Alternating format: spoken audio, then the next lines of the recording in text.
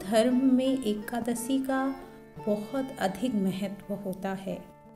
हर माह में 2 बार एकादशी पड़ती है, एक कृष्ण पक्ष में और एक शुक्ल पक्ष में। साल में कुल 24 एकादशी पड़ती हैं। कार्तिक मास के शुक्ल पक्ष में पड़ने वाली एकादशी को देव उठानी एकादशी के नाम से जाना जाता है। इसे देवोत्थान एकादशी, देव उठानी 11, प्रबोधिनी एकादशी आदि के नामों से भी जाना जाता है। इस दिन भगवान शालिग्राम और माता तुलसी का विवाह भी किया जाता है। देव उठानी एकादशी व्रत कथा का पाठ करने से मोक्ष की प्राप्ति होती है। तो स्वागत है आप सभी का मेरे चैनल स्टोरी टेलर दिव्या में।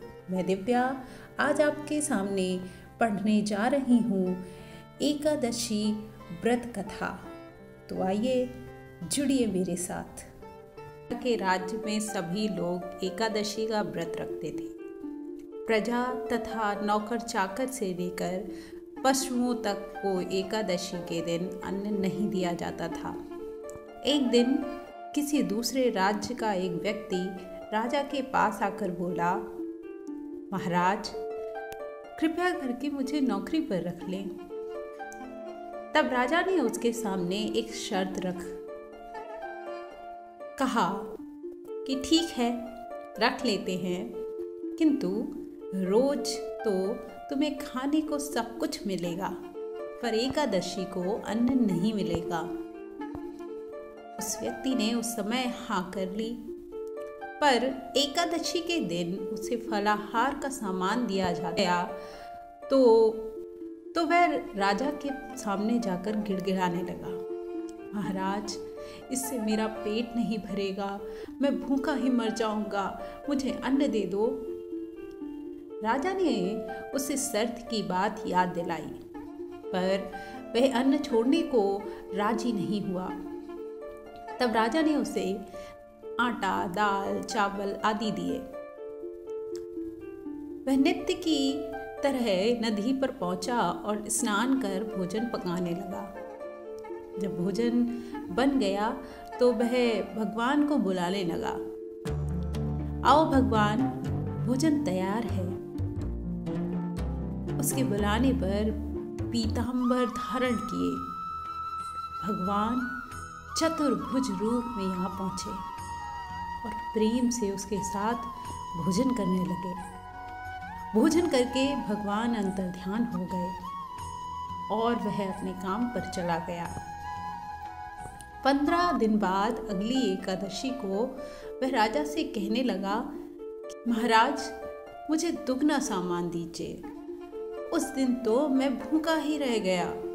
राजा ने कारण पूछा तो उसने बताया कि हमारे साथ भगवान भी खाते हैं, इसलिए हम दोनों के लिए सामान पूरा नहीं होता। यह सुनकर राजा को बड़ा आश्चर्य हुआ।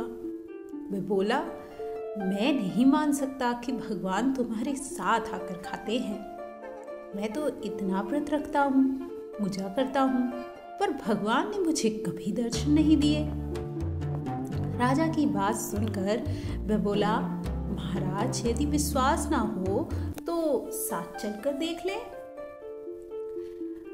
राजा एक पेड़ के पीछे छिपकर बैठ गया। उस व्यक्ति ने भोजन बनाया और भगवान को शाम तक पुकारता रहा, परंतु भगवान ना आए।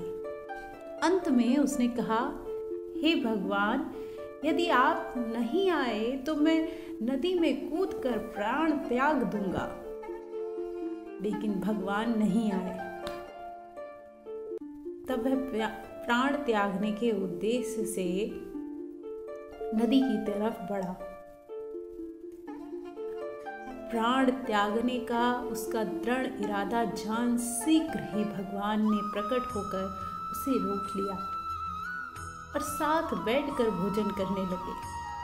खा पी कर वे उसे अपने विमान में बिठाकर अपने धाम ले गए। यह देख राजा ने सोचा कि व्रत, उपवास, से तब तक कोई फायदा नहीं होता जब तक मन शुद्ध ना हो। इससे राजा को ज्ञान मिला।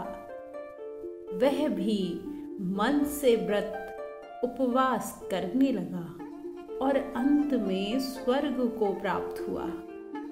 सभी मिलकर बोलो, जय श्री कृष्णा।